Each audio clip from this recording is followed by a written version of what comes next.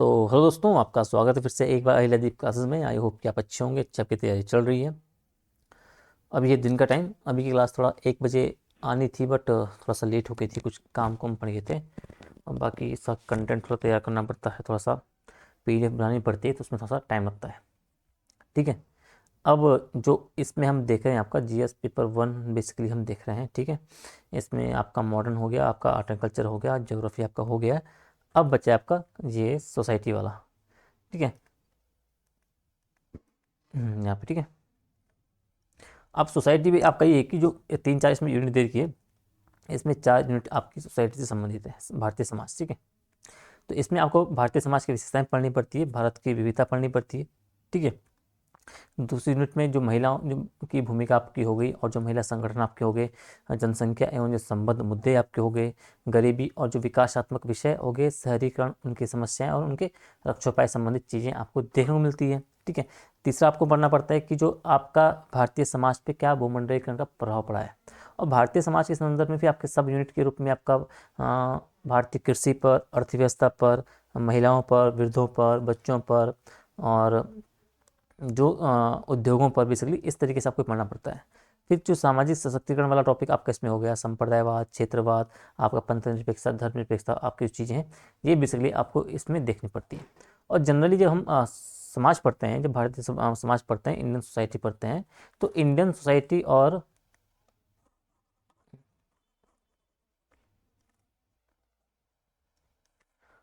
ठीक है। तो इंडियन सोसाइटी, ठीक है, प्लस जो आपका सोशल जस्टिस है, सोशल जस्टिस, सामाजिक न्याय वाला जो है। अब सामाजिक न्याय आपका हो गया पेपर 2 का, पॉइंट 2 का सिलेबस। और आपका समाज हो गया पेपर 1 का। ठीक है। तो जब जनरली है तो दोनों सिलेबस अलग अलग, लेकिन जब पढ़ते हैं इन दोनों को एक ही पढ़ते हैं। ठीक है। एक साथ इनकी मतलब कंटेंट बेसिकली तैयार किया जाता है, क्योंकि बहुत सारे टॉपिक इसके इसमें भी लिंक होते हैं और इसके भी इसमें लिंक होते हैं, तो दोनों को साथ में पढ़ना ज़्यादा उचित रहता है। ठीक है। तो पहले अभी हम समाज को देखते हैं। ठीक है। समाज के 4 यूनिट हम देखेंगे।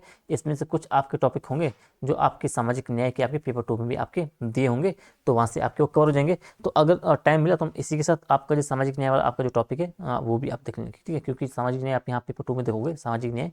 अब सामाजिक न्याय में आपको जब यहाँ पे आओगे ना आप, तो यहाँ पे ये आपका ये 3 यूनिट आपकी जो है, यहाँ से लेके यहाँ तक, केंद्र राज्यों द्वारा जनसंख्या के अति संवेदनशील जो वर्ग हैं, महिला, वो सब। ठीक है।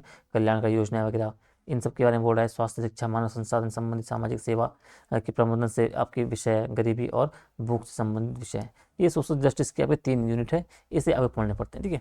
तो पहले हम सामाजिक न्याय वाला देखते हैं, उसके बाद हम आपके जस्टिस वाला तब हम देख लेंगे। ठीक है।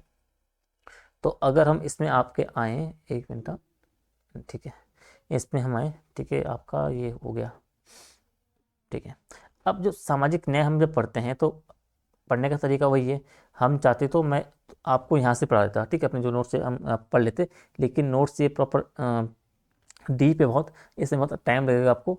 एक ही आप जब जाओगे तो आपका मतलब बहुत डिटेल में है, तो मतलब इतना टाइम नहीं बचा है हमारे पास कि मैं इस नोट के पर्सपेक्टिव से आपको पढ़ाऊँ। ठीक है। तो अभी जो मैंने इसके जो शॉर्ट नोट्स तैयार कर रखे हैं, वो भी अपने आप में कंप्लीट है, उनसे भी आपके सारे आंसर मीन्स के आपके बन जाएंगे। ठीक है। इन्हें हम तब देखेंगे जो हम वो देखेंगे, आपका नेक्स्ट वाला बैच देखेंगे। अगर हम पढ़ेंगे, अगर 1 जनवरी से अगर हम शुरू कर पाया, देन हम जो वाला आपका जो जीएस वाला पोर्शन हम शुरू करेंगे, तब हम बाकी चीज़ें सारी वहाँ से हम डीप तरीके से देखेंगे। अभी हमें जो देखना है, हमें यहाँ से हमें देखना है। ठीक है। ये हमने तैयार कर रखा आपके लिए, ये हम देखते हैं बेसिकली भारतीय समाज। ठीक है।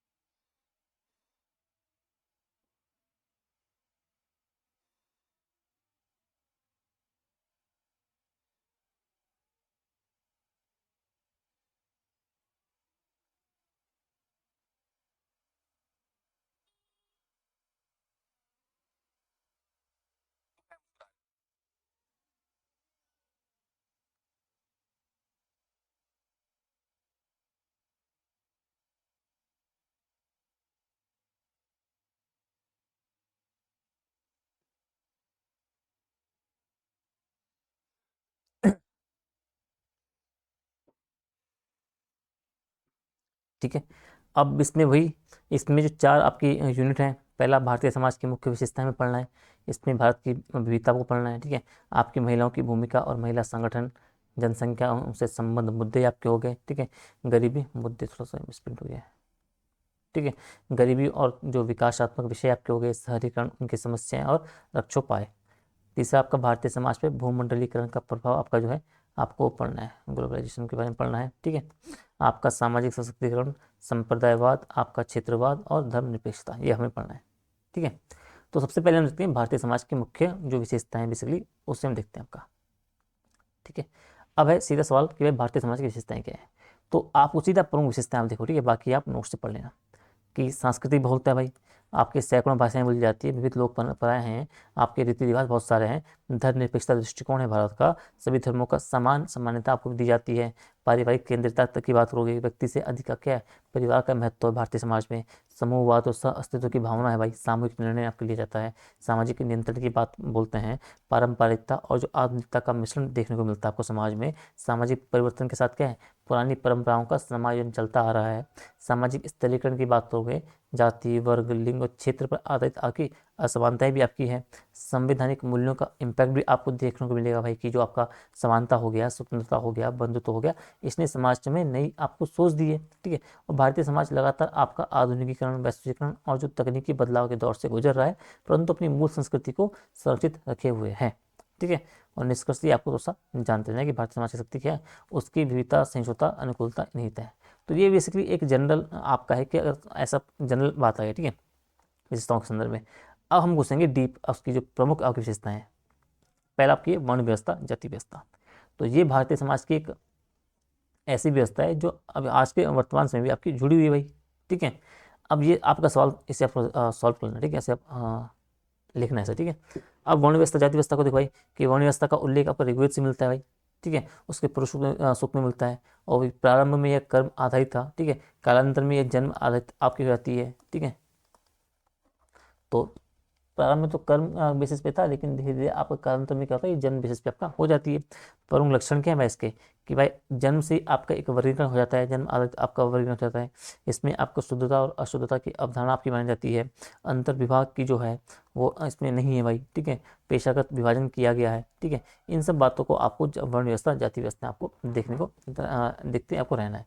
ऊंच नीच की भावना की बात आप जो रखना है, जो आपकी भेदभाव की भावना होगी, ये सब चीज़ें भी बनी हुई है।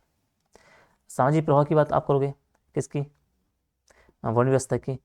ठीक है। तो सामाजिक, इसने सामाजिक स्थिरता तो दे दी, लेकिन जो परंतु असमानता है और जो अस्पष्टता है उसको भी जन्म दिया भाई। सुधार आंदोलन की बात करो आप, बुद्ध जी हो गए, कबीर, रैदास, डॉक्टर अम्बेडकर जी हो गए, गांधी, सभी ने क्या जातिगत भेदभाव का विरोध किया है। संवैधानिक उपाय क्या किए गए हैं, अनुच्छेद 15 से लेके 1746 आपका हो गया, SC/ST एक्ट अब 1989 हो गया, आपकी आरक्षण नीतियाँ होगी, ये सब बेसिकली आपके संवैधानिक उपाय इस संदर्भ में किए गए हैं। आधुनिक युग की बात आप करोगे, कि जाति क्या है, राजनीति का माध्यम बनी हुई है, वोट बैंक की आपकी बनी हुई है। ठीक है। सामाजिक पहचान का भी केंद्र आपका जाति है भाई, जाति के नाम से आप बिल्कुल ताव मानते हो, बिल्कुल जाति को बिल्कुल आप प्रतिष्ठा का वो मानते हो। ठीक है। चुनौती क्या है, जाति के आधार पर जो आपका राजनीतिक ध्रुवीकरण हो रहा है, जो सामाजिक न्याय बनाम मेरिट की जो बहस आपकी चली है। ठीक, ये सब बेसिकली आपकी चुनौतियां बनी हुई है। निष्कर्ष क्या है कि जाति व्यवस्था का पुनर्रचना आपका सामाजिक समानता के दिशा में निरंतर आपकी प्रक्रिया है। ठीक है। सवाल कैसे बनेगा कि आधुनिक भारत में जाति व्यवस्था सामाजिक एकता के लिए बाधा है या संसाधन, आपको विवेचना करनी है। ठीक है। अगला है परिवार, वंश, परंपरा, नातेदारी, विवाह। ये भी आपका भारतीय समाज की एक महत्वपूर्ण आपकी विशेषता है। ठीक है। ठीक है। अब परिवार भारतीय की सबसे आपकी देखोगे तो भारतीय समाज की मूल इकाई है भाई। ठीक है। जो आपके सामाजिकरण और जो आपका मूल्य हस्तांतरण है उसका माध्यम है। आपके तभी तो आपका सामाजिकरण होता है परिवार के माध्यम से, आपकी जो वैल्यूज होती हैं, आपके संस्कार हैं, वो आपके मूल्य, उनका ट्रांसफर आपका होता है बेसिकली। ठीक है। आपका जो परिवार के प्रकार की बात कर लो भाई, कि इसमें आपको संयुक्त परिवार आपको देखने को मिलता है, आपका एकल परिवार भी आपका आधुनिक टाइम पे देखने को मिल रहा है, जिससे आपका ग्लोबलाइजेशन बढ़ा है। ठीक है।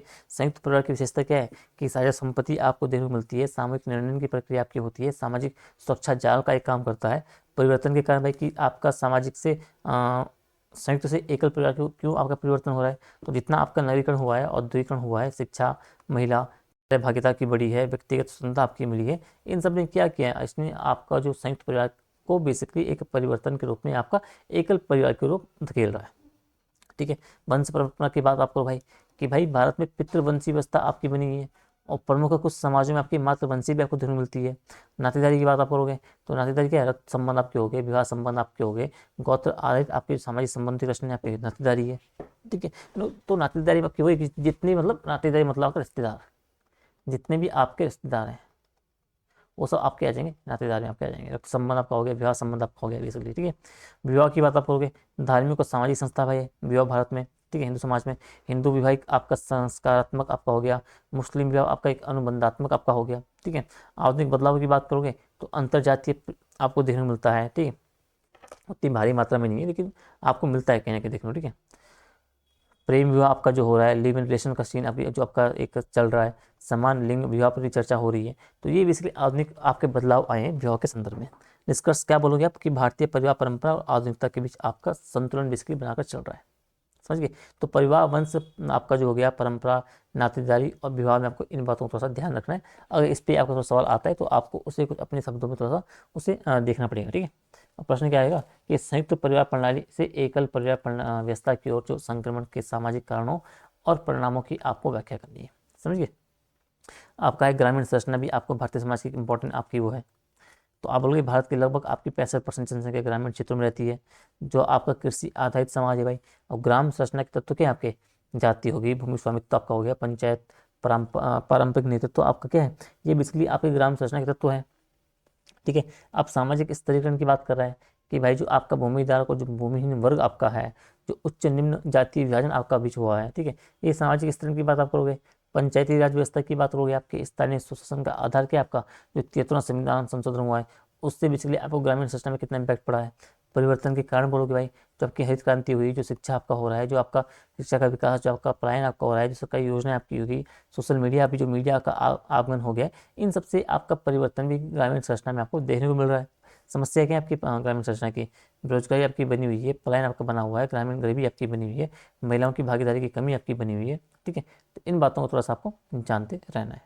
ठीक है, ठीक है, ये आपकी होगी समस्या है जो आपकी ग्रामीण संरचना में आपकी बेरोजगारी की समस्या बनी है, पलायन की समस्या बनी है, ग्रामीण गरीबी की समस्या बनी है, महिलाओं की भागीदारी कमी आपको देखने को मिलती है। ठीक है, आप ये सब पितृसत्तात्मकता के जो आपको एक बैठा हुआ है अंदर वो आपका हो गया। ठीक है, तो इन बातों का आपको ध्यान रखना है।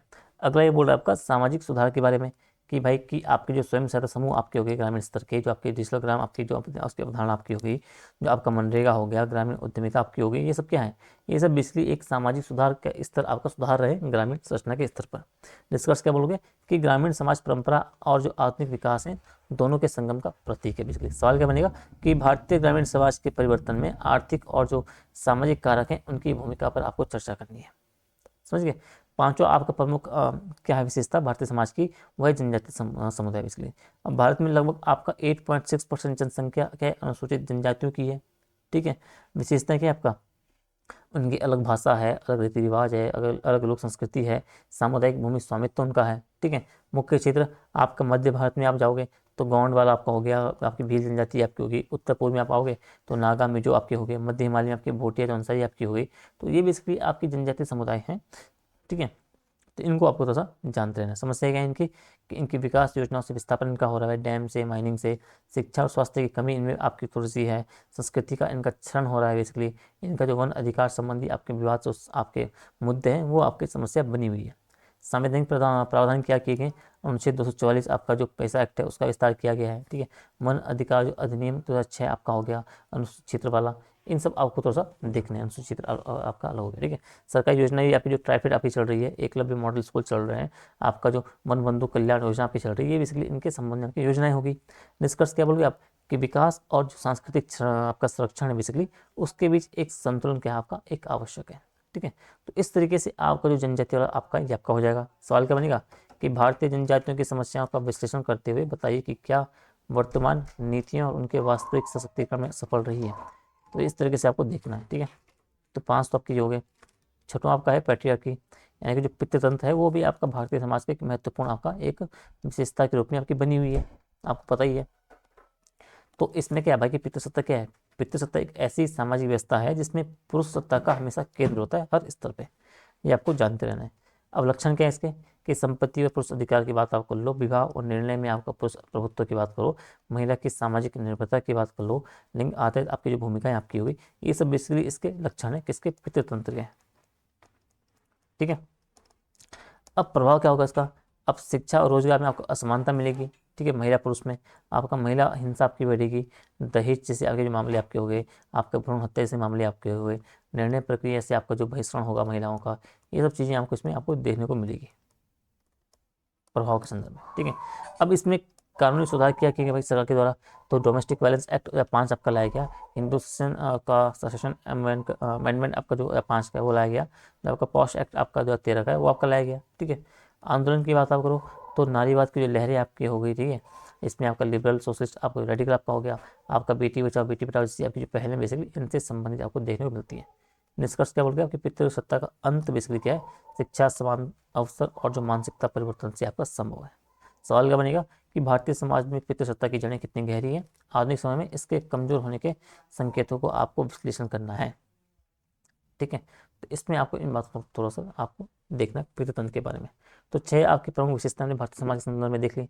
7वां है धर्म भाई, तो धर्म भारतीय समाज का क्या है, नैतिक और सांस्कृतिक जीवन का केंद्र बना हुआ है। ठीक है, भूमिका की बात आप करो भाई कि सामाजिक एकता आपकी में आपका भूमिका निभाता है, नैतिक आचार संहिता में भूमिका निभाता है, एक समुदाय की पहचान संबंधी आपकी धर्म में भूमिका निभाता है। भारत में धर्मों की बहुलता की बात आप करोगे तो हिंदू मुस्लिम जो सिख बौद्ध ईसाई जैन आपके प्रमुख धर्म आपके बने हुए हैं। संवैधानिक दृष्टिकोण की बात आप करो, अनुच्छेद 25 से 28 में आपकी धार्मिक स्वतंत्रता की बात बोली गई है, राज्य का धर्मनिरपेक्ष स्वरूप आपका है, और बेसिकली आपका संवैधानिक दृष्टिकोण धर्म के प्रति आपका दिखाता है। पॉजिटिव क्या बोलोगे आप कि इससे सामाजिक एकता आती है, आध्यात्मिकता का भाव आपका जाता है, सेवा भाव आपका आता है धर्म से। नेगेटिव आपकी सांप्रदायिकता बढ़ती है और सहिष्णुता बढ़ती है, धर्म आधारित राजनीति आपकी होती है। ठीक है, तो ये बेसिकली आपको जानते रहना है। आपके समकालीन करण की हम बात करें तो क्या क्या विमर्श आपके चल रहे हैं, आपका धर्मांतर चल रहा है, आपका जो मंदिर मस्जिद विवाद आपका चल रहा है, धार्मिक स्वतंत्रता बनाम आपका जो राज्य की सीमाएं बेसिकली है ये आपका चल रहा है। ठीक है, तो ये बेसिकली करण की आपके विमर्श है। निष्कर्ष क्या बोलोगे कि धर्म को क्या है, सामाजिक एकता व मानवता के साधन के रूप में बेसिकली आपको देखना आवश्यक है। प्रश्न क्या है कि भारतीय समाज में धर्म सामाजिक एकता और विभाजन दोनों का कारण रहा है, आपको इसका विश्लेषण करना है। ठीक है, तो ये आपका 7वां हो गया भारतीय समाज की विशेषताएं। 8वां है नगरीय संरचना और नगरीकरण की बात करोगे, भारतीय समाज के संदर्भ में है। ठीक है, इसके अंदर ही आपको देखना है इसे, भारतीय समाज। तो इसमें आप देखोगे तो नगरीकरण बेसिकली आप क्या है, भारत के जो आर्थिक और जो सामाजिक परिवर्तन है उसका प्रमुख संकेतक है कि भाई भारत का कितना आर्थिक परिवर्तन जो हो रहा है, भारत का जो सामाजिक परिवर्तन जो हो रहा है वो आपका दिखाता है संकेतक के रूप में नगरीकरण। ठीक है, आप आर्थिक रूप से मजबूत हो रहे हो, सामाजिक रूप से मजबूत हो रहे हो, तो आप उसमें जो आपकी झलक आपको दिखती है संकेत के रूप में वो आपका नगरीकरण है भाई। कारण क्या है, औद्योगिकरण आपका हो गया, सेवा क्षेत्र का जो विस्तार आपका हो रहा है, ग्रामीण जो पलायन आपका हो रहा है, शिक्षा और जो अवसर आपको ज़्यादा मिल रहे हैं उनसे आपका नगरीकरण बेसिकली आपका हो रहा है। परिणाम क्या इससे निकल रहे हैं भाई, तो एक तो पारिवारिक जो आपकी संरचना है उसमें परिवर्तन हो रहा है, अब संयुक्त की जगह एकल परिवार देखने को मिल रहा है, जो आपके संयुक्त परिवार थे वो एकल परिवार में आपको बदलते हुए दिख रहे हैं। आपकी जो सामाजिक गतिशीलता जो पहचान है उसमें बदलाव हो रहा है, आवास का संकट, अनौपचारिक क्षेत्र का विस्तार आपका हो रहा है, प्रदूषण, ट्रैफिक और ऐसी समस्याएं बढ़ रही हैं। योजनाएं में आप देखोगे तो स्मार्ट सिटी मिशन, अमृत, आपका स्वच्छ भारत, ये सब योजना आपकी देखने को मिलेगी। सांस्कृतिक प्रभाव क्या पड़ रहा है, ग्रामीण मूल्यों का क्षरण हो रहा है, आपका उपभोक्तावाद का प्रसार आपका हो रहा है। ठीक है, निष्कर्ष कि संतुलित पूर्ण शहरी आपको शहरी विकास है उसके लिए सामाजिक योजना बेसिकली आपकी आवश्यक है। समझ गए, सवाल क्या बनेगा कि नगरीकरण ने भारतीय समाज की सामाजिक रचना को किस प्रकार से आपका रूपांतरित किया है। ठीक है, तो इसे आपको थोड़ा सा देखते रहना है। 9वां आपका जो विशेषता आपकी है कल्चर की बात करेंगे हम, कि कल्चर जो बेसिकली भारतीय समाज की इंपॉर्टेंट आपकी विशेषता है। ठीक है, अब संस्कृति किसी समाज की जीवन शैली, मूल्य, परंपरा, कला और विचारों का समुच्चय है। ठीक है, अब भारतीय संस्कृति की हम जब बात करेंगे तो इसमें आपको सहिष्णुता और जो समावेशिता है उसका भाव दिखता है, परंपरा और आधुनिकता का संतुलन दिखता है, परिवार केंद्रितता आपको दिखती है, धर्म आधारित आपको नैतिकता दिखती है। घटक क्या है इसके कि भाई भौतिक संस्कृति की बात करोगे आप, जिसमें आपकी कला आएगी, जिसमें वास्तुकला आपकी आएगी, वेशभूषा आपकी आएगी। आप अभौतिक संस्कृति की बात करोगे, इसमें विचार आती है, भाषा आती है, आपकी जो मान्यता है वो बेसिकली इसके घटक होते हैं। तो संस्कृति के 2 घटक आपके हैं, एक भौतिक संस्कृति, एक अभौतिक। भौतिक में आपके जो दिख रहे हैं जिसे आप छू सकते हो बेसिकली आप भी मानो। ठीक है, अभौतिक संस्कृति जिन्हें आप जो आप मतलब जो आपको प्रत्यक्ष दिखेगी नहीं, जिन्हें आप सिर्फ महसूस कर सकते हो, ठीक है, जिसे मान सकते हो, आपका विचार होगी, आपकी भाषा होगी, आपकी मान्यता होगी, ठीक है। सांस्कृतिक विविधता की बात आप करोगे कि लोक संस्कृति आपकी हो गई, शास्त्रीय कला आपकी हो गई, क्षेत्रीय भिन्नताएं आपकी, इसमें आपको देखने को मिल रही है कि सांस्कृतिक रूप से आपको बहुत सारी विविधता मिल रही है, चाहे वो क्षेत्रीय भिन्नताओं के रूप में हो, क्षेत्र आपकी जो अलग कलाओं शास्त्रीय कलाओं के रूप में हो, अलग लोक संस्कृति के रूप में हो। चुनौती क्या है कि पश्चिमीकरण जो हुआ है, ठीक है, सांस्कृतिक एक रूपता की बात आप करो, ग्लोबल मीडिया की बात करो, इन सब से बेसिकली आपको प्रभाव इसके रूप में आपको देखने को मिला है। संविधान में क्या प्रावधान किया गया है कि आर्टिकल 29 और 30 में क्या आपका जो सांस्कृतिक अधिकार है उनकी सुरक्षा संबंधी बात बोली गई है। निष्कर्ष की संस्कृति का संरक्षण क्या है, विकास के साथ साथ होना चाहिए ताकि भारतीयता आपकी बनी रहे। सवाल क्या बनेगा कि वैश्वीकरण के युग में भारतीय संस्कृति की निरंतरता और परिवर्तनों के आयामों की आपको विवेचना करनी है, ठीक है। तो इसे आपको थोड़ा सा जानते रहना है। तो पहली यूनिट आपकी वो थी कि भारतीय समाज का जो आपकी विशेषताएं आपने वो देखी। अगला आपको देखना पड़ता है, अगली जो आपका यूनिट है वो है पंथ निरपेक्षता।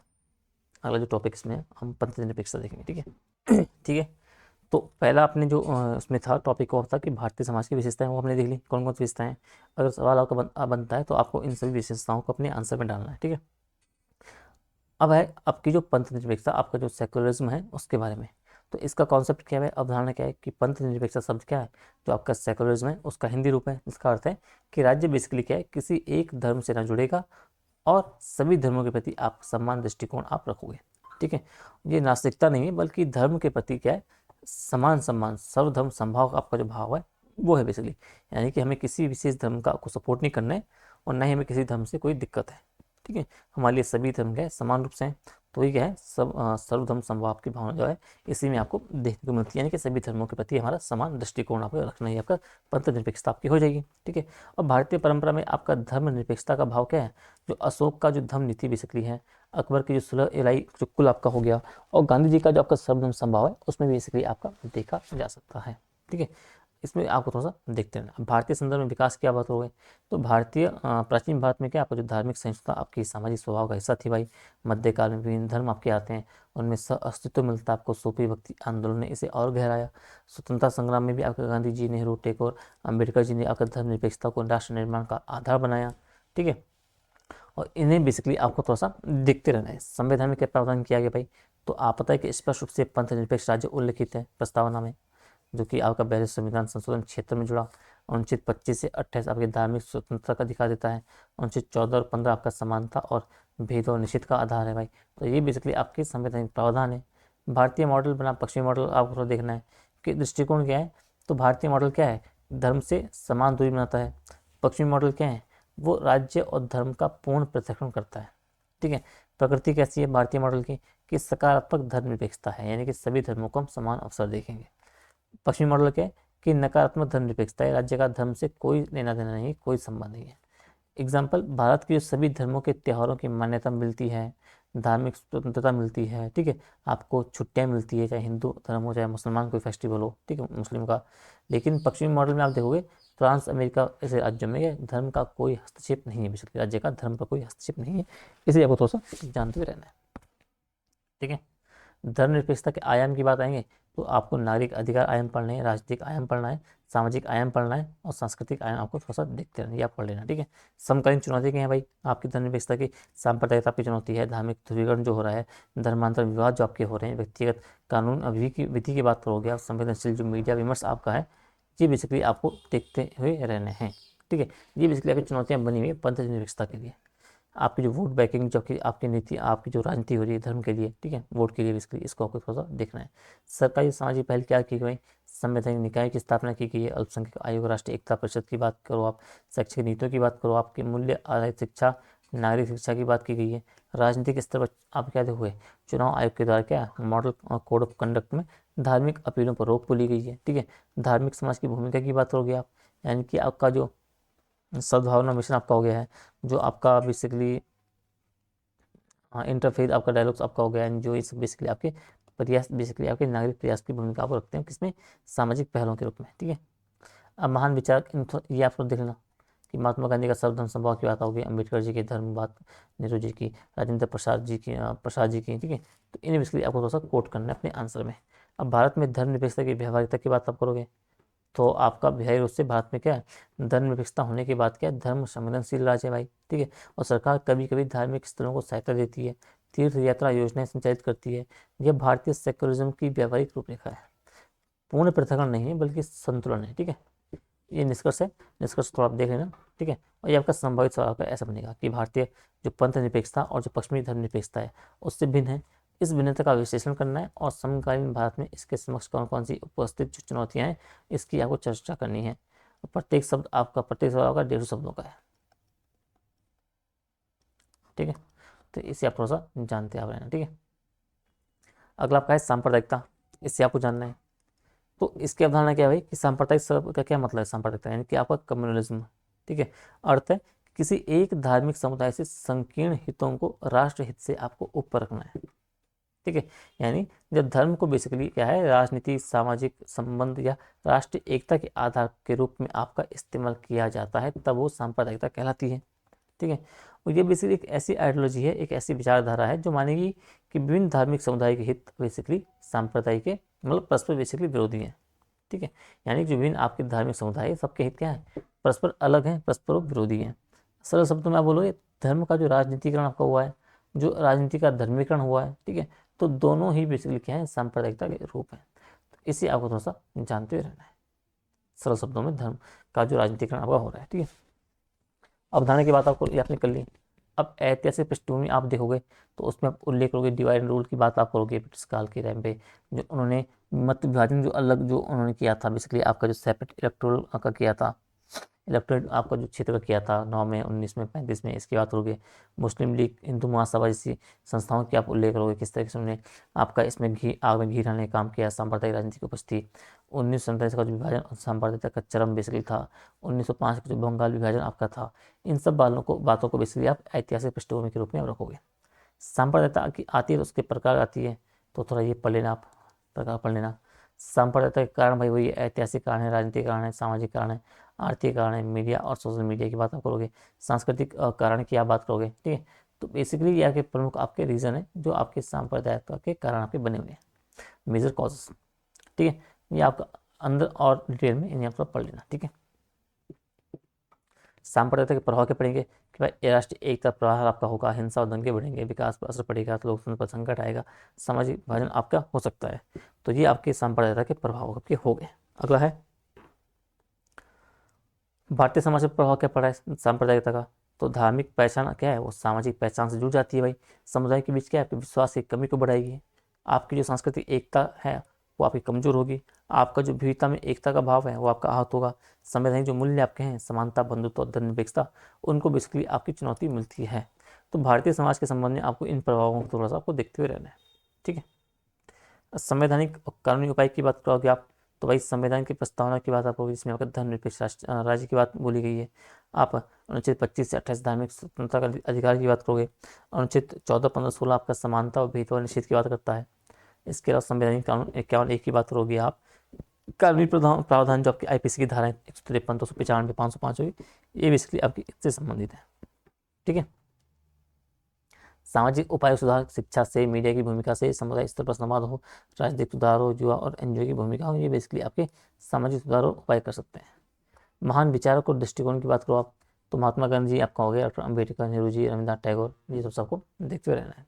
और समकालीन परिप्रेक्ष्य में आप देखोगे तो सोशल मीडिया के युग में क्या है, सांप्रदायिकता का नया स्वरूप आपका जो डिजिटल कम्युनलिज्म है बेसिकली वो आपका बढ़ रहा है, ठीक है। भीड़ हिंसा की बात आप करो, हेट स्पीच की बात करो आप, धार्मिक जुलूसों का राजनीतिकरण की बात करो आप, तो ये बेसिकली आपके क्या है, समकालीन परिप्रेक्ष्य आपके बने हुए हैं, ठीक है। धार्मिक पहचान आधारित जो राजनीतिक का ध्रुवीकरण हो रहा है वो जो बढ़ता जा रहा है भाई। आप सरकारें क्या है, सबका साथ सबका विकास के नारे के माध्यम से क्या है, सांप्रदायिकता सौहार्द का संतुलित करने को बेसिकली उसको संतुलित करने का प्रयास कर रही है, ठीक है, ठीक है। तो समकालीन के रूप में आपको देखना है किस तरीके से आपकी भूमिका बनी हुई बेसिकली, ठीक है, सरकार किस तरीके से काम करे इसके संदर्भ में, ये निष्कर्ष आप पढ़ लेना, ठीक है। अगला आपका है संभावित प्रश्न क्या है कि भारतीय समाज में जो सांप्रदायिकता की उत्पत्ति की बात करोगे आप, स्वरूप की बात करोगे, प्रभावों की बात करोगे, इसकी चर्चा करनी है और साथ ही इसे समाप्त करनी है, तो आपको प्रभावी उपाय भी सुझाने हैं। ठीक है, अब आना है सीधा आपको क्षेत्रवाद पे। चौथा आपका है क्षेत्रवाद डी, यानी कि आपका जो रीजनलिज्म आपका जो इंडिया में वो उससे आपको पढ़ना है। ठीक है, अब परिचय की आप बात करो, क्षेत्रवाद की आप क्या समझते हो भाई? क्षेत्रवाद क्या आपका कि किसी विशिष्ट आपका जो भौगोलिक क्षेत्र आपका हो गया, राज्य हो गया, उसके हित आपके हो गए, संस्कृति, भाषा या पहचान को क्या है, राष्ट्र हित से ऊपर रखना है आपका क्षेत्रवाद है। ठीक है, अब क्षेत्रीय पहचान की हम बोलोगे तो ये आप क्या है, जब ये क्षेत्रीय पहचान को बेसिकली आपको राष्ट्रीय पहचान से, आपका राष्ट्रीय हित से ऊपर रखना है, तो ये आपका क्षेत्रीय पहचान की राजनीतिक अभिव्यक्ति के रूप में आपको देखने मिलता है भाई। आपका जो माई रीजन फर्स्ट की भावना जो आपका होगी, माई नेशन फर्स्ट होगी, ऊपर से आपकी चली जाती है, तब वो क्षेत्रवाद के आपका एक नकारात्मक प्रवृत्ति आपका बन जाता है। अब भारत में बेसिकली आपका विविध भाषा, आपकी संस्कृति की बात करो, आप भौगोलिक विविधता की बात करो, इनके कारण कि आपका क्षेत्र चेतना आपकी स्वाभाविक है भाई। ठीक है, परंतु जब यह राष्ट्रीय एकता को चुनौती दे तो ये समस्या बन जाती है। यानी ये बोल रहा है क्षेत्रवाद क्या है कि भाई जो भारत में विविध आपकी भाषाएं हैं, आपकी विविध स्तर की संस्कृतियाँ हैं, आपके बहुत सारे आपके भौगोलिक आपके विभाजन आपका है, विविधता आपकी है, तो उनके कारण क्या है, आपके जो क्षेत्रीय आपकी चेतना है वो आपकी स्वाभाविक है भाई। ठीक है, परंतु जब ये राष्ट्रीय एकता को चुनौती देने लग जाए, क्षेत्रीय एकता, क्षेत्रीय चेतना बेसिकली, तो ये आपके लिए समस्या बन जाती है। ठीक है, क्षेत्रवाद की प्रकृति की बात करोगे आप तो सांस्कृतिक क्षेत्रवाद बात करना, आप राजनीतिक क्षेत्रवाद की बात करना, आप आर्थिक क्षेत्रवाद की बात करना, आप भाषाई क्षेत्रवाद की बात करना, उपनिवेशोत्तर क्षेत्रवाद की बात करना, ये उसके आंसर है। ठीक है, ऐतिहासिक पृष्ठभूमि आपकी भाई कि जो ब्रिटिश शासन के दौरान क्या है, राज्य सीमाएं प्रशासनिक सुधार के अनुसार तय की गई, ना कि सांस्कृतिक एकता के अनुसार। ठीक है, स्वतंत्रता के बाद आप देखोगे तो भाषाई आधार पर राज्यों का जो पुनर्गठन हुआ वो क्षेत्रीय पहचान को संस्थागत रूप मिल गया भाई। अब तेलुगु आंदोलन चलेगा आंध्र प्रदेश निर्माण के लिए, तमिल आंदोलन चलेगा, मराठी आंदोलन चलेगा, आपका आपका चलेगा झारखंड, उत्तराखंड और छत्तीसगढ़ आंदोलन चलेंगे। इन सब ने बेसिकली क्या किया, क्षेत्रवाद को बेसिकली बल दिया। और 70 से 90 के दशक में आपका असम, मणिपुर, नागालैंड और जो पंजाब में भी आपका क्षेत्रीय अलगाववाद आपके उत्पन्न होने शुरू हो गए थे। ठीक है, अब अगला देखते हैं।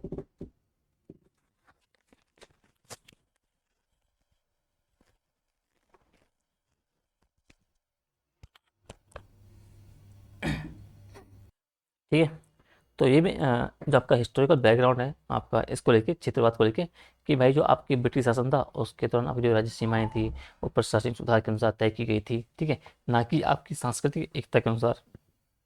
आप आफ्टर इंडिपेंडेंस के आप देखते हो तो भाषाई आधार पर जो आपके राज्यों का पुनर्गठन हुआ, उसने भी आपका जो क्षेत्रीय पहचान था उसको एक संस्थागत रूप दे दिया भाई। आपके तेलुगु आंदोलन चलते हैं, उसमें आंध्र प्रदेश का निर्माण होता है, फिर तमिल आंदोलन, मराठी आंदोलन, झारखंड, उत्तराखंड, छत्तीसगढ़, बहुत से आंदोलन ने क्या क्षेत्रवाद को बेसिकली आपको बल दिया। ठीक है, और 70 से 90 के दशक में आओगे तो असम, मणिपुर, नागालैंड, जो बहुत सारे आपके पंजाब आपके जो क्षेत्र हैं, इनमें आपके जो अलगाववादी जो आंदोलन भी होते हैं, और इससे बेसिकली आपका जो क्षेत्रवाद का जो मुद्दा है वो आपका और भी आपका प्रखर रूप से आपका मजबूत होता चला गया। ठीक है, अब क्षेत्रवाद होने के प्रमुख कारण क्या है भाई, कि जो मेजर कॉजेज कौन से हैं जिससे आपका जो रीजनलिज्म है वो आपको बढ़ता है, उसको बिल मिलता है। तो जब आपकी आर्थिक असमानता होती है भाई, ठीक है, आप केंद्र राज्यों और राज्यों के भीतर आपका विकास में असंतुलन चल रहा है, बैकवर्ड वर्सेस डेवलपमेंट का जो रीजन आपकी है उसकी भावना चलती है, रोजगार की बात कर लो, निवेश की बात कर लो, बुनियादी सुविधाओं की असमानता की बात कर लो, तो जब आर्थिक असमानताएं होंगी फिर वो क्षेत्रवाद का प्रमुख मुद्दा बनेगा भाई। आपकी जो राजनीतिकरण आपका होगा, जो क्षेत्रीय दलों की राजनीति आपकी होगी, डीएमके, टीडीपी, शिवसेना, इनकी बात आप कर लो, सत्ता और संसाधनों के बंटवारे में असंतोष की बात आप कर लो। ठीक है, तो इनसे आपके कुछ राजनीतिक कारण हैं जिससे आपके केंद्र राज्य आपके संबंध में तनाव का है, तो ये भी बेसिकली आपके क्षेत्रीय आपका जो है क्षेत्रवाद को आपको बल देता है। आपकी भाषा और जो सांस्कृतिक पहचान है, आपकी अलग भाषा है भाई, अलग लोक संस्कृति आपकी है, अलग परंपरा है, उनकी जब उपेक्षा होती है तो उनसे असंतोष की आग फैलता है, वो क्षेत्रवाद को बढ़ावा देता है। हिंदी थोपने का जो आपका ऊपर भय रहता है, स्थानीय भाषा की जो आपकी अस्मिता है भाई, उसकी रक्षा की जो भावना आपकी होगी, आपके कल्चर की आपकी रक्षा की भावना आपकी होगी, तो ये सब बेसिकली आपका जो भाषा और जो स्थायी सांस्कृतिक जो पहचान की जो भावना है वो भी बेसिकली आपके क्षेत्रवाद को बल देता है। सामाजिक ऐतिहासिक कारण हमने देख लिया भाई, कि जो प्राचीन राज्य जो जाति समूह की ऐतिहासिक पहचान पुनः पाने की आकांक्षा आपकी है, उत्तर पूर्व पंजाब, जम्मू कश्मीर के आंदोलन में क्या ऐतिहासिक पृष्ठभूमि की भूमिका क्या है, तो ये बेसिकली आपके कुछ आपके कारण हैं। ठीक है, और प्रशासनिक कारण, छोटे राज्यों में बेहतर शासन की आपकी धारणा जो आपकी है, क्षेत्रीय संसाधनों के उपयोग में पारदर्शिता की कमी आपकी है। ठीक है, जहाँ की प्रशासनिक आपकी सुविधाएं नहीं है भाई, आपको बेसिक मूलभूत सुविधाएं नहीं मिल रही है। ठीक है, तो वहाँ क्षेत्रवाद से समस्या आपको देखने को मिलती है। अब क्षेत्रवाद के रूप की बात कर रहा है, कैसे कैसे आपके प्रकार फॉर्म्स कैसे हैं भाई, तो आप बोलोगे मांग आधारित क्षेत्रवाद, आर्थिक असंतोष आधारित क्षेत्रवाद, सांस्कृतिक स्वायत्तता आधारित क्षेत्रवाद, अलगाववाद आप बोलोगे, ठीक है। तो जो मांग आधारित आपका जो क्षेत्रवाद है, जैसे कि आप प्रत्येक राज्य की मांग कर रहे हो भाई, जैसे गोरखालैंड की बात करो आप बोडोलैंड की बात आप कर रहे हो। आर्थिक असंतोष आधारित इनके विशेष पैकेज चाहिए आपको, विकास योजनाओं की मांग वाली बात आपकी होगी। आपका जो भाषा शिक्षा या परंपरा की रक्षा के लिए आपका जो हो गया, ठीक है। और भारत से स्वतंत्रता की मांग आप जैसे कश्मीर और नागालैंड की आप बात कर सकते हो भाई। तो ये कुछ सेपरेशन वाली बात, जो आपका सेपरेटिज्म की जो बात होगी, ये आपके क्षेत्रवाद के कुछ रूप आपके हो गए। अब इसके प्रभाव की बात हम करोगे तो सकारात्मक प्रभाव क्या पड़ेगा कि भाई जो इससे आपकी जो स्थानीय पहचान आपकी होगी, जो आपकी संस्कृति होगी उसकी रक्षा होगी, आपका विकास में क्षेत्रीय असमानता की ओर आपका ध्यान आकर्षित करेगा, प्रशासनिक विकेंद्रीकरण को आपको बल मिलता है क्षेत्रवाद से, ठीक है।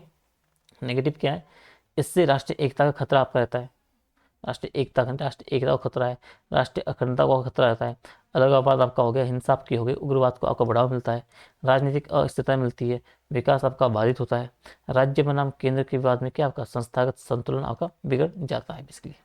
तो ये कुछ नेगेटिव आपके इम्पैक्ट हो गए। अब इसके संबंध में आपके जो क्या आपके वो किए गए भाई, संवैधानिक उपाय क्या किए गए भाई। अनुच्छेद 1 की बात आप करो कि भारत क्या है, राज्यों का संघ है भाई, राज्यों का एक एकात्मक ढांचे में बांधने की बात करता है।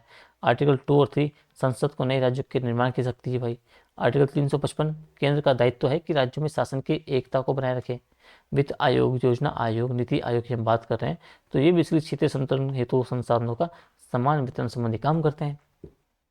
जो क्षेत्रीय आपकी परिषद हैं भाई, ठीक है, आपकी जो जोनल काउंसिल है, तो ये आपसे क्या आपसी समन्वय और क्या जो विवाद समाधान का मंच बना हुआ है। उत्तर पूर्वी परिषद आपका है, जो पूर्वोत्तर विदेश आपका विशेष मंत्रालय आपका हो गया, वो विशेष विकास आपकी योजनाएं बनाता है। तो इन्हें आपको थोड़ा सा जानते रहना है। समकालीन परिप्रेक्ष्य आपको देख लेना भाई, किस तरह से आपकी चल रही है, बोटलैंड की बात होगी चाहे आपका विदर्भ वाली बात होगी, इनको आप देख लेना। सहकारी संघवाद और टीम इंडिया की अवधारणा से आपके क्षेत्रवाद को एक सकारात्मक दिशा आपकी दी जा सकती है। क्षेत्रवाद को नियंत्रित करने के उपाय की बात कर रहा है, तो आपको समान विकास नीति अपनानी पड़ेगी सभी क्षेत्रों में। आपकी जो संवैधानिक मूल्य आपके हैं, जो आपकी शिक्षा है, उसको बेसिकली आपको राष्ट्रीय एकता में विविधता की भावना को बढ़ाना है। आपको विकेंद्रीकरण की बात हम करें कि पंचायती राज और जो स्थानीय स्वशासन को बल मिला आपका मिलना चाहिए। राजनीतिक सुधार की बात आप करो भाई, ठीक है, कि तुष्टिकरण और जो वोट बैंक की आप राजनीति कर रहे हो उस पर रोक लगाओ, उस पर अंकुश लगाओ। सांस्कृतिक आदान प्रदान करो, राष्ट्रीय एकता को मजबूत बनाओ, कार्यक्रम करो, युवाओं का इंटर स्पेस एक्सचेंज करो। इनके माध्यम से थोड़ा सा मजबूती आप ला सकते हो। विचार दृष्टिकोण इन्हें आप पढ़ लेना, ठीक है, और निष्कर्ष आप पढ़ लेना। संभावित प्रश्न, क्षेत्रवाद भारतीय एकता के लिए चुनौती है और विकास की आवश्यकता भी है, टिप्पणी करनी है, ठीक है। 37 मिनट हो गए, कोई नहीं, ठीक है। अब है आपका नगरीकरण। अब जो आपका अर्बनाइजेशन है बेसिकली वो आपको थोड़ा देखना है, ठीक है। तो नगरीकरण ऊपर भी हमने देखा था, उत्तराखंड के संदर्भ में हमने देखा था। तो इसका अर्थ है कि जो जनसंख्या का क्या है, ग्रामीण क्षेत्रों से नगरों की ओर स्थानांतरण या ट्रांसफर या पलायन, बेसिकली ट्रांसफर नहीं, हाँ मतलब पलायन आपका हो गया, ये आपका नगर जीवन शैली का प्रसार का हो गया, ठीक है। आप लोग ये मात्र क्या है, जनसंख्या परिवर्तन नहीं, बल्कि आपका सामाजिक, आर्थिक, जो सांस्कृतिक और जो स्थानिक परिवर्तन की आपकी प्रक्रिया है। और संयुक्त राष्ट्र के अनुसार आप देखोगे तो अर्बनाइजेशन इज द आपका increase in the proportion of people living in urban areas, ठीक है। और भारत में आप जो देखते हो नगरीकरण की जो गति है बेसिकली आपकी धीमी है, परंतु वो असंतुलित आपकी रही है। और कुछ महानगर की हम बात करें तीव्र गति से बढ़े हैं, जबकि छोटे शहर आपके पिछड़े रहे हैं बेसिकली, ठीक है। तो इसे आपको थोड़ा सा परिचय के रूप में आपको जानना है। ऐतिहासिक पृष्ठभूमि की बात होगी आप तो सीधा आप जाओगे सिंधु घाटी सभ्यता में, पश्चिम भारत में, वहाँ सुव्यवस्थित आपके नगरीय जीवन है भाई, सड़कें, जल निकासी, नगर जीवन बहुत उच्च दर्जे का है। फिर मौर्य गुप्त काल में आओगे, राजधानी नगर आपका पाटलिपुत्र, उज्जैन, तक्षशिला आपके व्यापारिक केंद्र बनते हैं। आप मध्यकाल में आओगे, दिल्ली, आगरा, लाहौर से आपके शहर के हैं शाही सत्ता और कारीगरी के केंद्र थे। औपनिवेशिक काल में आओगे तो ब्रिटिश शासन में आपका बंदरगाह नगर आपके क्या है, कोलकाता, मुंबई, चेन्नई, वो विकसित होते हैं भाई, और प्रशासनिक और व्यापारिक दृष्टि से आपके महत्वपूर्ण होते हैं। आफ्टर इंडिपेंडेंस आप देखोगे तो योजनाबद्ध नगरीकरण आपका होता है। नई राजधानी जैसे आपकी चंडीगढ़ आपको बसाई जाती है। औद्योगिक नगर आपका भिलाई और रेला आपका हो गया, इनको बेसिकली आपको बसाया जाता है, ठीक है। तो ऐतिहासिक पृष्ठभूमि के रूप में आपको इनको थोड़ा सा जानते हुए रहना है। अब वर्तमान स्थिति क्या है भाई, हम ऊपर देख चुके हैं, फिर भी आप थोड़ा सा देख लेना, ठीक है। कि 2011 की जनगणना के अनुसार क्या है, भारत के लगभग 30 से 31% जनसंख्या आपके नगरों में निवास करती है। 25 तक ये 38% से 40% तक पहुंचने की संभावना है। देश में लगभग आपके 53 महानगर हैं, 1 मिलियन प्लस जनसंख्या आपकी है वहाँ। कुल नगरीय जनसंख्या का लगभग 43% आपका इनके अंदर आपका है, इन महानगरों के अंदर, ठीक है। तो इन्हें आपको दोस्तों देखते हुए रहना है। नगरीकरण के कारण क्या भाई? औद्योगिकरण आपका हो गया, आर्थिक अवसर, परिवहन, संचार, विकास, कृषि संकट, राजनीतिक और प्रशासनिक कारण, शिक्षा और व्यापारिक गतिशीलता। तो नगरीकरण के कारण के रूप में आपको इनको थोड़ा सा आपको जानते रहना है। नगरीकरण की विशेषताएं: असंतुलित नगरीकरण आपका होना, महानगरीय विस्तार, प्रवासी आदत वृद्धि, अनौपचारिक अर्थव्यवस्था, सेवा क्षेत्र का विस्तार, ये बेसिकली आपके नगरीकरण की विशेषताएं हैं, ठीक है। अब नगरीकरण का सामाजिक प्रभाव की बात हो गया, तो पॉजिटिव क्या बोलेगा कि शिक्षा, स्वास्थ्य, रोजगार अवसर में वृद्धि होगी, लैंगिक समानता और सामाजिक गतिशीलता का विस्तार होगा, सामाजिक संपर्क और सांस्कृतिक आदान प्रदान होगा, लोकतांत्रिक भागीदारी बढ़ेगी, जागरूकता वृद्धि होगी। नेगेटिव क्या है कि झुग्गी चौपड़े का विस्तार होगा, आवास की कमी आपकी होगी, ठीक है। अपराध बढ़ेगा, नशा आपका, यौन हिंसा जैसी सारी आपकी सामाजिक समस्याएं बढ़ेगी, आपका पारिवारिक विघटन आपका हो गया, एकल परिवार व अलगाव की प्रवृत्ति बनेगी, ठीक है। असमानता व वर्ग विभाजन आपका होगा, अर्बन रिच वर्सेस आपका अर्बन पुअर के मध्य। इन सबको आपको थोड़ा सा जानते हुए रहना है, ठीक है। अब बेसिकली इसका जो नवीकरण का आर्थिक प्रभाव क्या है भाई, ये आप थोड़ा सा देख लेना, ठीक है। आपका पर्यावरण प्रभाव ये आप देख लेना कि आपका जो वायु जल प्रदूषण में वृद्धि होगी, ठोस कचरा प्रबंधन की समस्या होगी, ठीक है। इन सबको तो सबको देखते रहना है। भारत में नगरीय समस्याएं कौन कौन सी है? तो झुग्गी झोपड़ियों का और आवास का संकट बना हुआ है, यातायात जाम और प्रदूषण की आप बात करोगे, कचरा प्रबंधन की कमी की बात करोगे, बेरोजगारी और जो अपराध आपका बना हुआ है, इंटरलिंकेज आपका जो है, आपका जो शहरी शासन में आपकी पारदर्शिता की कमी आपकी हो जाएगी, ठीक है। अब नगरीकरण से संबंधित नीतियाँ योजनाएं ये आप पढ़ लेना, ठीक है। ये सारी योजनाएं पढ़ी होगी, ये बेसिकली योजना आपकी नगरीकरण से संबंधित आपकी योजनाएं और नीतियाँ हैं, ठीक है। संविधान की पहले पता है आपको 74वां संविधान संशोधन 92 में हुआ। स्थानीय शहरी आपके जो निकाय बेसिकली हैं, नगर निगम नगर परिषद को संवैधानिक दर्जा, विकेंद्रीकृत शासन और स्थानीय नियोजन और नगर योजना समिति और जो महानगर योजना समिति है उसकी स्थापना की बात कौन करता है? आपका 74वां संविधान संशोधन करता है नगरीकरण के अंतर्गत, ठीक है। समकालीन परिप्रेक्ष्य आप थोड़ा देख लेना कौन कौन से शहर में इंपॉर्टेंट बात चल रही है, और नगरीकरण की दिशा के आपको उपाय की बात करेगा, ठीक है।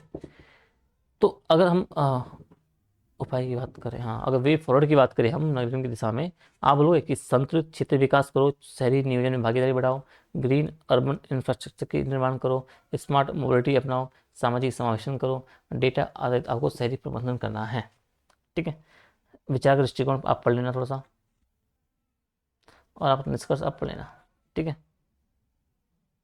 सवाल क्या है कि भारत में नगरीकरण की प्रक्रिया असंतुलित और अव्यवस्थित है, कारण स्पष्ट करना है, और सस्टेनेबल नगरीकरण हेतु क्या है उपाय आपको सुझाने हैं, ठीक है। ये आपका संभावित सवाल हो गया। अब है जनसंख्या से संबंधित मुद्दे, ठीक है, ठीक है। और इसमें आपको थोड़ा सा जनांकीय पढ़ना है, डेमोग्राफी पढ़ना है, और आपको माइग्रेशन पढ़ना है, ठीक है। अब जो डेमोग्राफी की बात करते हैं, तो डेमोग्राफी का अर्थ क्या है कि भाई जब मानव जनसंख्या का वैज्ञानिक अध्ययन, जिसमें जन्म, मृत्यु, वृद्धि, आयु संरचना, लिंगानुपात, साक्षरता, जीवन प्रत्याशा आदि सभी का विश्लेषण किया जाता है। और भारत की सबसे बड़ी जो जनसंख्या वाला देश है वो है आपका 2023 से चीन को पार चुका है भारत। जनांकी की ये विशेषताएं क्या है? किसी भी समाज के विकास, नीति, रोजगार, स्वास्थ्य, शिक्षा पर आपका सीधा प्रभाव डालती है। तो ये आपको थोड़ा सा ध्यान रखना है, ठीक है। भारत की आपकी जो विशेषता क्या है भाई, कि जो डेमोग्राफी फीचर क्या है? जनसंख्या आकार 142 करोड़ की बात करोगे आप, जनसंख्या वृद्धि आपके लगभग 1951 से 91 के बीच आपके उच्चतम रही है। जनसंख्या घनत्व की बात आप करोगे तो 464 व्यक्ति के हैं प्रतिवर्ष आपके वर्ग किलोमीटर प्रतिवर्ष। तो जनसंख्या घनत्व क्या आपका 100, एक मिनट, ठीक है। अरे कुछ थोड़ा सा फोन आ गया था, ठीक है। तो घनत्व की बात करता तो 464 आपका जो व्यक्ति क्या प्रति वर्ग किलोमीटर में रह रहे हैं, ठीक है। और विश्व में उच्चतम ए में से एक है 2021 के अनुसार, ठीक है। लिंगानुपात आपका 1020 है, महिला आपका प्रति 1000 पुरुषों पर 21 के अनुसार। साक्षरता दर की बात करोगे तो लगभग आपका 77% है 21 के अनुसार, ठीक है। लिंग और जो क्षेत्रीय असमानता आपकी विद्यमान है। आयु संरचना की बात करो, शहरीकरण स्तर की बात करो, और जीवन प्रत्याशा आपका लगभग 70 वर्ष प्लस आपका देखने को मिल रहा है। तो भारत में जनसांख्यिकी आपके जो आंकड़े हैं, डेमोग्राफिक आपके डेटा है, इससे आपको थोड़ा सा देखते रहना, ठीक है। हाँ, अरे इसमें एक टॉपिक में आपको लगाना भूल गया, वो आपका है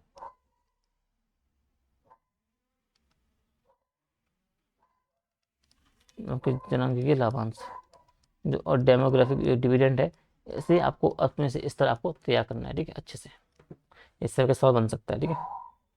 अब जनांगीय संक्रमण जो मॉडल आपका है, तो भारत के इस मॉडल के तीसरे चरण में यहाँ पे, तो पहला मॉडल था कि उच्च जन्म होगा, उच्च मृत्यु दर होगी।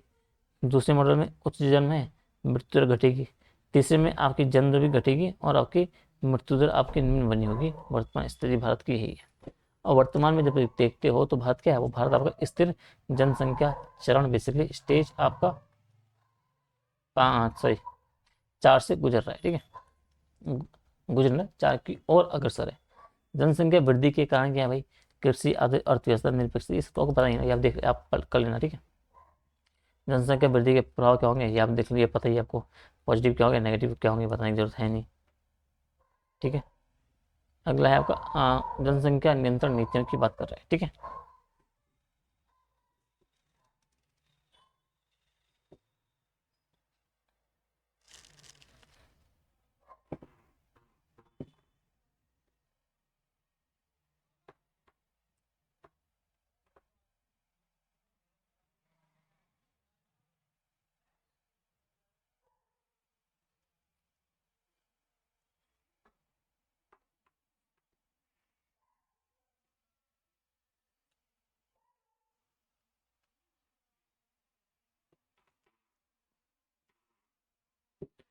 ठीक है। ये बात, ये आप थोड़ा पढ़ लेना, ठीक है। अब पॉपुलेशन जो पॉलिसीज इंडिया में, तो 1952 विश्व की आपकी पहली राष्ट्रीय जनसंख्या नीति की बात करोगे आप। 76 में आपका जो क्या है, जनगणना में काफ़ी कमी आई, जो आपका पॉपुलेशन पॉलिसी आपकी थी। 2000 में नेशनल पॉलिसी, आपको जो पॉपुलेशन पॉलिसी आपकी, तो जो कि आपके ये 2 चाइल्ड नॉर्म्स नहीं बल्कि आपका रिप्रोडक्टिव हेल्थ एंड चॉइस पर आपका फोकस था, ठीक है। राष्ट्रीय आपकी स्वास्थ्य नीति 2017 की आई, इसमें जनसंख्या स्थिरीकरण को प्रमुख लक्ष्य बोला गया, ठीक है। जनसंख्या स्थिरीकरण की दिशा में उपाय, महिला शिक्षा और सशक्तिकरण, गर्भ निरोधक सामानों की साधनों की पहुंच, स्वास्थ्य ढांचे का मजबूतीकरण, मीडिया और जन जागरूकता अभियान, बाल विवाह और किशोर मातृत्व में कमी। कंक्लूजन क्या है, भारत का जो जनसांख्यिकी परिदृश्य वो चुनौती भी है, अवसर भी है। और यदि हम शिक्षा, स्वास्थ्य और रोजगार को मजबूत करेंगे तो जनसंख्या विस्फोट नहीं बल्कि जनसंख्या आपकी संपदा बन सकती है, ठीक है।